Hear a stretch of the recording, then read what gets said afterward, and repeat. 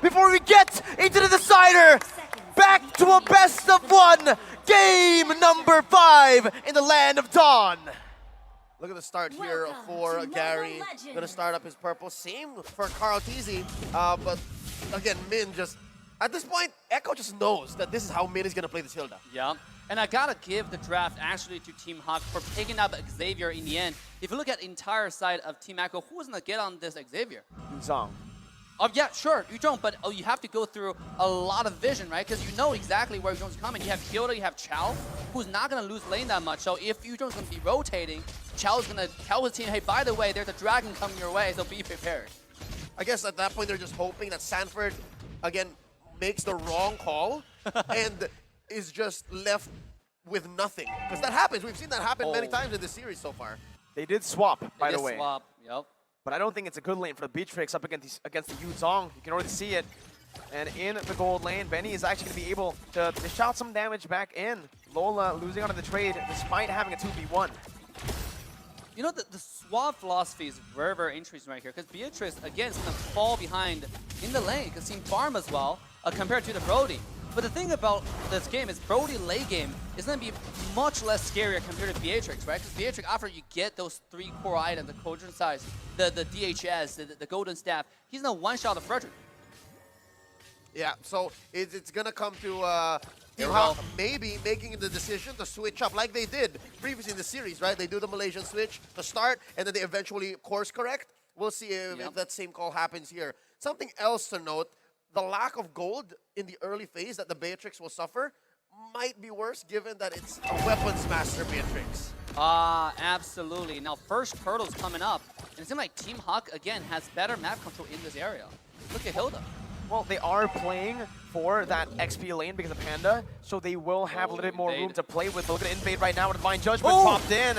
Gary finds the top of the blaze, gets out, is able to actually secure the purple buff despite having that Invade onto him. And Echo just moved back. Call TZ doesn't have the retribution. Gary doesn't have it too, but they're still trying to go for the turtle.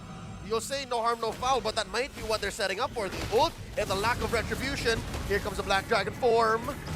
No contest for Team Hawk. It's clean. It's just clean, you know? It's just a contest up top, though. That's the Petrify and the Furious Dive. Panda losing a whole lot of HP as Min jumps in, trying just dish out a bit more damage with Ultimate 2. That's the Dawning Light coming through. Not able to connect Sanford with a very good sidestep.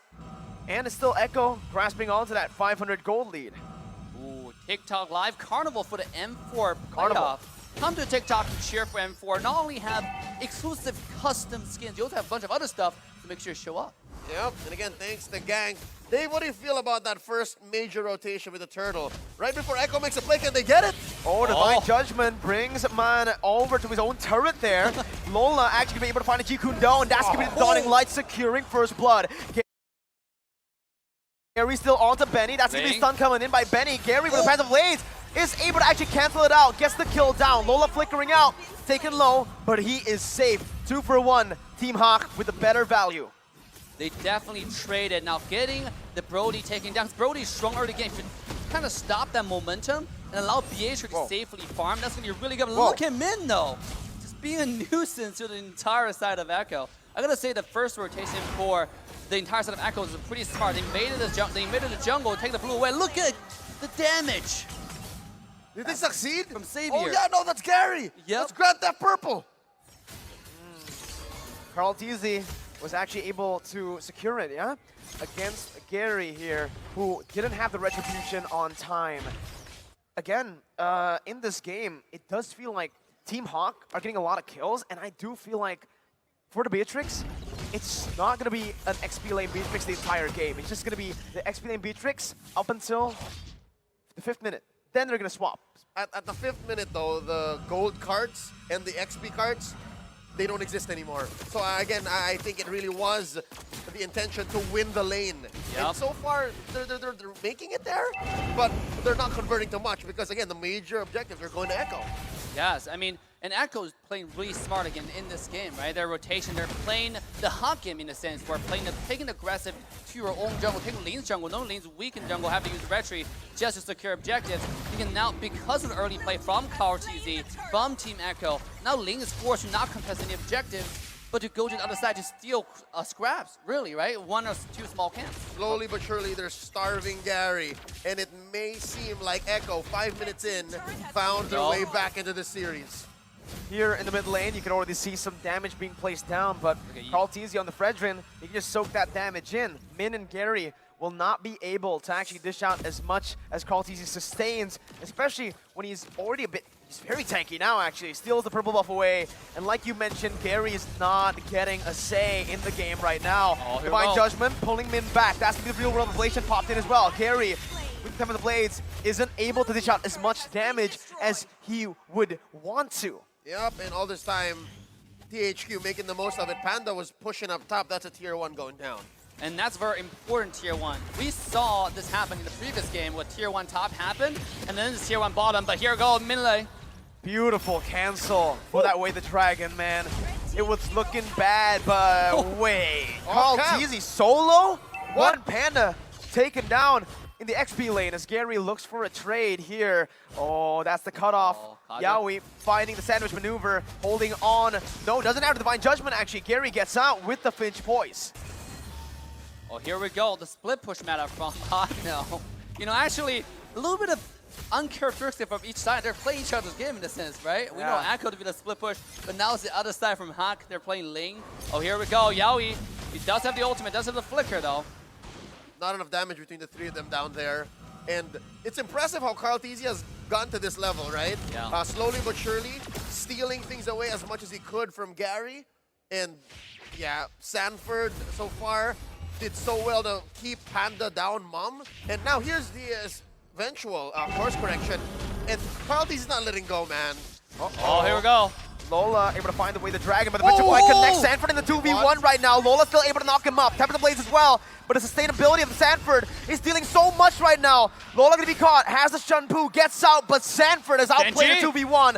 Sanji rotating, picking up a kill. The Sand combo, as that's gonna be Lola knocking Sanji up. Sanji still looking for the skill shot right now as Lola tries his best. The sidestep, the Sand duo picks up a double. And that's why Sanji plays carry mid. He's so accurate on everything he does. Look at his pinpoint accuracy on skill 1 here. Oh, flicker from Yaoi coming to the middle. And that's Yaoi backing off the damage from the Dawning Light and from Min, just poking him back. All right, so already we can say clearly Echo ahead. And look at this, 4v1. Can Carl TZ survive? Oh, yes, he can. The Appraiser's Wrath gets him the HP back, but not for long. Not long enough for the other members to come through, but Sanji wants revenge. Man is down, and Echo are still holding on to the lead, even forcing more from Team Hak. That's a man down. I was just about to say before the Saver, bit the dust, there is some signs of life from Team Hak, despite being down about 4K here, 8 minutes in. Man is their late game insurance policy. The fact that he can defend from anywhere and help open up the map alongside Gary could be their ticket into staying in the upper bracket. Exactly. That's exactly what I was about to say. I mean, yes, right now the way is going towards Echo. Here comes Steel Play though. Oh, Sanji's actually going to be the one engaging here. Man. The real world, but oh my god, it almost just takes man down. Benny with the flicker, and Lola with the way the dragon, but it's only onto Yaoi. A misplay here as it's man down again. You were saying, Dave. Oh, I was just saying that late game, that Team Hak might have the late game insurance to actually make a comeback. But right now, because the play the entire set of Echo's making, it doesn't seem like the insurance is going to do much. And so far, Echo has not let go. Again, for the longest time in the series, game 3 and 4, Echo was down. Now they are back in the driver's seat, 5K ahead. Gary already making a cut deep up top, but that's not going to stop Echo from taking this tier 2 turret. Echo is feeling it. They're not going to the lower bracket. They have recovered, but Team Hak, it's not too late just yet. Yeah, they need a few minutes for Team Hak though. Right now, Beatrix not online yet. You can see, even though she was there in the team fight, but she couldn't do significant enough damage in a short period of time. And look how tanky the entire Echo is, right? Yaoi is tanky, Carl TZ is tanky, even Sanji, you know, as one of the tankiest mains, should I say, in the entire game.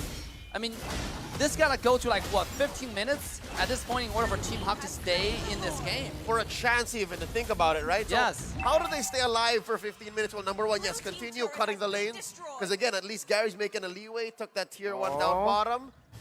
But that aside, maybe defend from the base. I'm wondering what Man has built so far. Last we checked, I think, he had 2 major items, right? The Enchanted Talisman and the Clock of Destiny. Because that's going to be the major difference. At least Team Hawk has good wave clear. They do.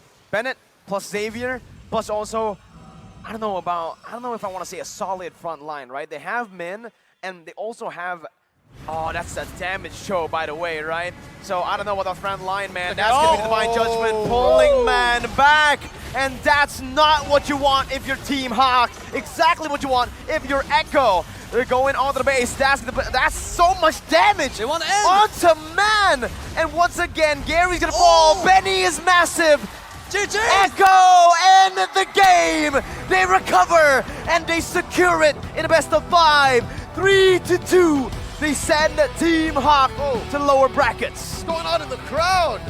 More than just the team members of Echo. It looks like our audience here in Sinayan are all in. Echo goes through, staying in the upper bracket while dropping Team Hawk into the lower bracket to fight for tournament life. What a series. The first full best out of 5 series. Are we going to see this again in the entire upper bracket? Team Echo, this game, even though the Gib held up, but they played their own game. They played aggressive with the Fredrin and the Brody, the full dive. They're committed to the textbook style, and look what it has done. It's been a while since I've seen a Brody that welcomes the aggression, that actually knows its job, because usually when you pick a Brody, it's because the opponent has picked a Ling or a Hayabusa to try and stop it, or like a Lancelot. But here, it looked like Benny Cutie understood that he was a